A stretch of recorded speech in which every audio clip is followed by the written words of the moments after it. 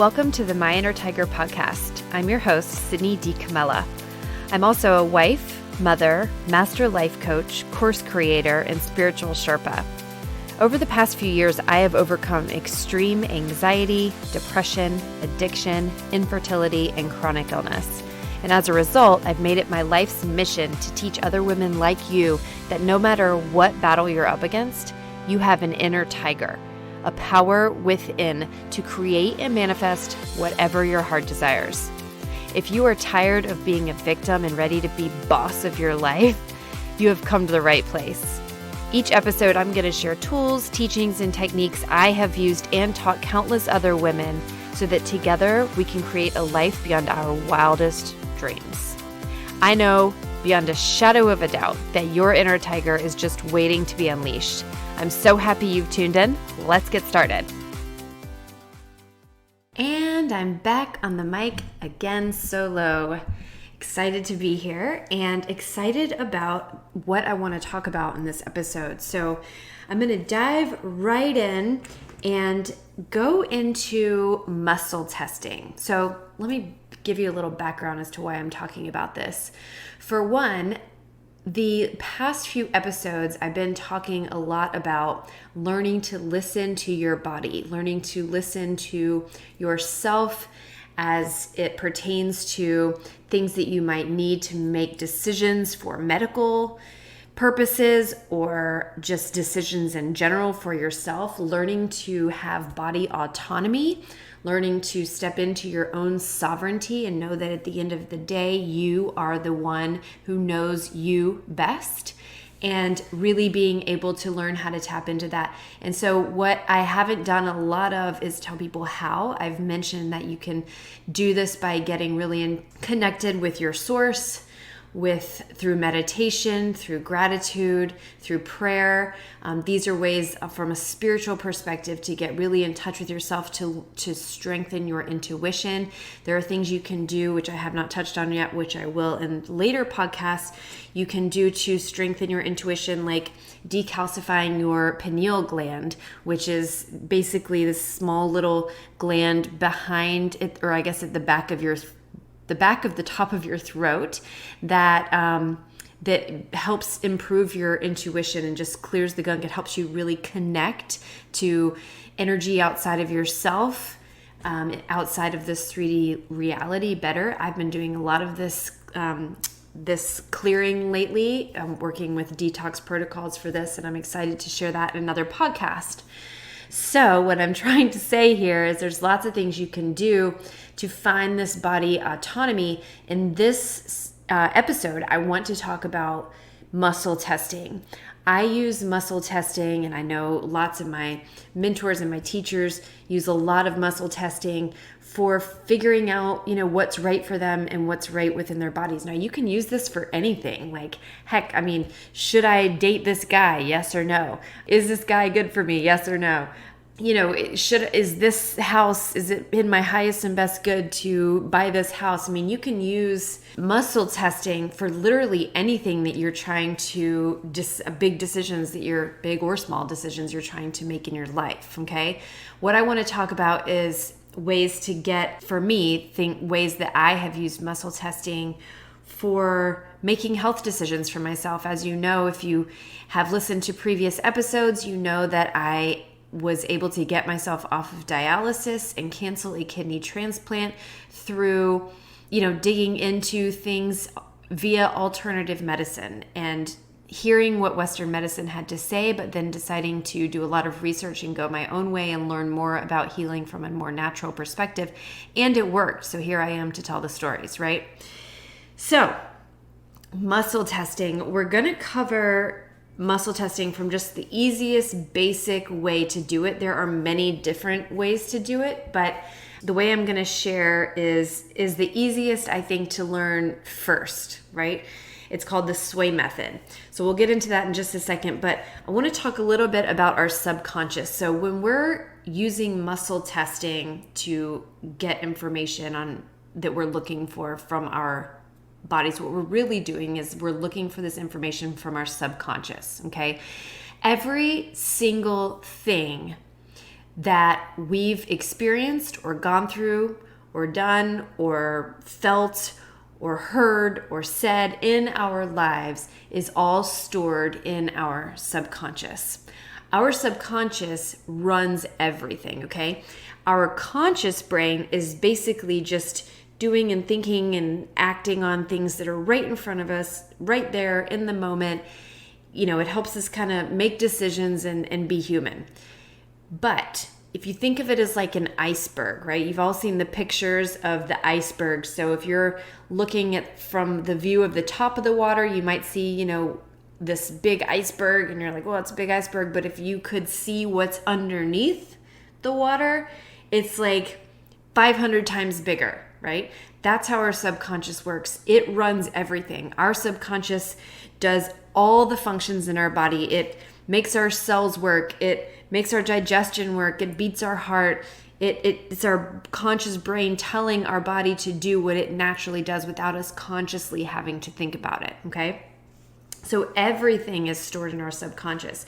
And I'll tell you, I'm reading a book called The Emotion Code. If you heard a couple episodes back, I did another podcast where I interviewed Becky Graff. She's a body code / emotion code practitioner. I've been doing this modality myself for years now, and I'm such a huge fan of it. And I'm actually in the process of getting certified for it myself. So in that process, I'm reading the emotion code, and a lot of how it works is through muscle testing. And so emotion code goes in and finds trapped emotions in your body and basically releases them. So if you want to learn more about that, go listen to the body code episode that I did a few weeks ago. But anyway, that's why I'm really into muscle testing right now. I've been doing muscle testing for a while, but I'll be learning how to do more in-depth methods. So I just want to talk a little bit about something you can learn to do right here, right now, today, as you're listening to this podcast, okay? So that's how our subconscious works. Everything in our body is really run by our subconscious. So if we need answers about something that's good and right for our body, our subconscious knows the answer, okay? Our conscious brain, don't even trust that. For some things you can trust your conscious brain, but not a lot. Your subconscious is where all of everything is really stored, okay? So we can really rely on our subconscious brain. So think about this. All organisms respond to light and dark, right? So if you look at a flower is always going to be aiming toward the light. Wherever the sun is, the flower is going to move toward the light. That is true for all organisms. That's true for us. If you think about how, if we're standing in front of a very positive person and a very negative person, who are we going to be more drawn to? We're going to be more drawn to the positive person. Everything, we are just naturally inclined, all organisms, all living things are naturally inclined to move toward the light and away from the darkness, okay? We could spend hours talking about that. But with that being said, the sway test, okay, the muscle testing sway test, what you do is you stand up and you relax your body completely.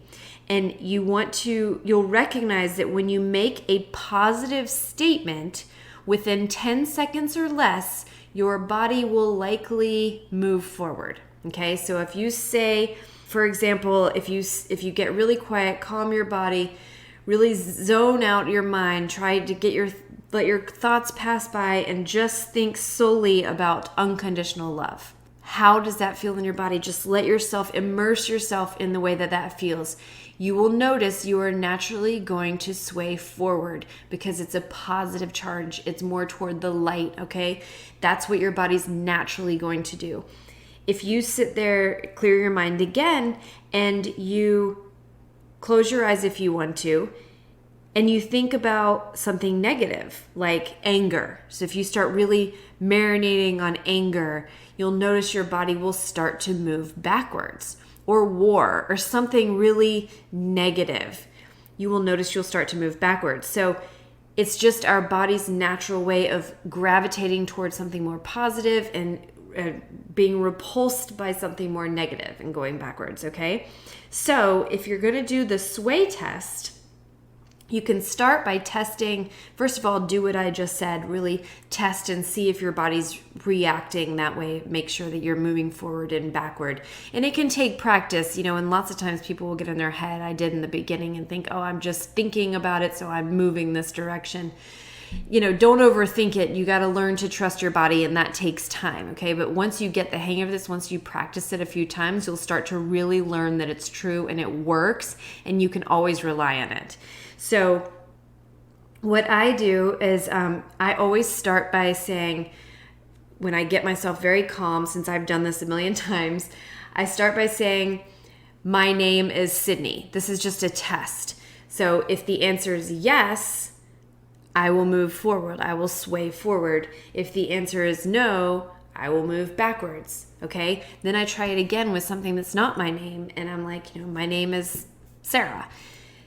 If my name is not Sarah, which it's not, I will most likely move backwards. Now, if you recognize that you're not getting anywhere, like if you're doing this test and you say your name is Sarah when your name is Sydney, and you actually move forward, then I would recommend just sitting down and meditating for a minute, getting your mind really clear. You probably are just really stuck in your head, and that's normal at first, or maybe just come back to it when you're in a place where you can really be calm and centered, and you're able to just let your thoughts go away. For example, this might not work if you can't get your thoughts to go away. For example, so let's say you say, my name is Sydney, and you can't stop thinking about the argument that you just had with your husband, right? So you're like, my name is Sydney, but yet your brain is still thinking about the argument you had with your husband. You are likely going to move backwards because it's the negative charge that's really the priority in your brain in that moment. You can say, my name is Sydney, but if you're still attached to that emotion and that feeling that you had with the argument with whoever, then you might be swaying backwards. So I always like to do a couple tests, and I say, my name is Sydney, my name is something else, make sure it's working. And I love when I get a good strong sway, like a strong forward or a strong backwards. Or you can also say, like, please show me yes, and you should move forward. Please show me no, and then you should move backwards. You can either stand with your arms straight beside your body, like hanging straight down, or I always cross them over my chest, like I'm laying in my coffin or something. I'm just kidding. I don't know what that was all about. But, just with your hands crossed over your chest, like you're going to do a trust fall or something. So anyway, that's how you do the sway test. Those are the details. So you can use this for basically anything. So, with me, I'm learning the body code, the emotion code right now. And I can ask myself, do I have a trapped emotion? Yes or no? Likely, we all do. So likely that's going to be a yes. But I can say something more specific like, am I having this headache because of a trapped emotion? And then you'd see, if it falls forward or backwards, and then I could work from there. And that's how I end up working with clients when I get certified in this emotion code modality. Is you do muscle testing, only it's when you're doing this, just side note, when you're doing muscle testing through body code, it's not the sway test. There's a different way to do it. But either way, the sway test is the easiest and best way to learn first. But you can ask anything. I've asked it a million questions as it's related to my health in the last 2 years, and it's really helped to guide my body in healing on its own. So for example, is this pill right for me? Should I take this pill? I remember for a long time, I was taking a blood pressure medicine because I needed it initially when I got sick and I was in the hospital. But then I had this intuition feeling like maybe I don't need this blood pressure pill anymore. And so I did a muscle test, a sway test, and asked if I should stop the medicine. And I got a yes, and I just stopped it. And my blood pressure has been absolutely perfect ever since. So, this is what I'm saying. Like, if you would have asked my conscious mind would have been like, I don't know, let me ask my doctor. My doctor would have said, yes, keep taking it, because that's what she's always saying. But my body, my subconscious knew I didn't need it anymore, so I just stopped it. Now, that's a pretty bold move for a lot of people, and I'm not a doctor. I'm not telling you to stop your medicine, but I am saying that this works. So you can learn in baby steps, start taking baby steps and testing it with little things to make sure you feel comfortable with knowing that this works. And eventually you'll come to a place like me where you really, really, really trust it. And you can ask anything, right? So I've asked, is this treatment right for me? Is this test right for me? Is this, what I like to also say is this, if it's a CT scan, is this CT scan in my highest and best good right now? Yes or no, right? I asked it about the COVID-19 vaccine. Is this vaccine good for me? Is this vaccine in my highest and best good? And my answer was no. We're all going to be different, right? I'm not saying that goes for everybody. That just goes for me. So it's really, I've talked so much about sovereignty and body autonomy, and it's like, that might really trigger some people. Like, I don't know how to ask my body anything. This is one majorly powerful way you can learn to ask your body what it needs, what it wants, what's best for it, right? And you can use this for any question that you have. The options are endless. So I want to challenge you to, after you're done listening to this, whenever you can get yourself in a quiet place, in a quiet position, try this out. I'm excited to know how it works for you, and please share this podcast with anyone that you know that could use this technique. It is very, very powerful, as I said before, and I can't wait to hear your experience with it. All right? Another thing that you can do when you're looking to see if you should take a supplement, okay? You can ask your body, is this supplement right for me? And you can hold the supplement in your hand. Okay, so hold, like for example, I just started recently taking chaga mushrooms in a pill form, and I would hold the bottle in my hand and say, is it in my highest and best good to take these chaga mushrooms? And I would get a yes or a no. And so, of course, I got a yes, and I started taking them. But that's another thing you can do to get, extra specific, is actually hold the different thing. Sometimes I'll do that with tea bags as well. So I'll hold like a whatever tea bag and say, is it in my highest and best good to drink this tea?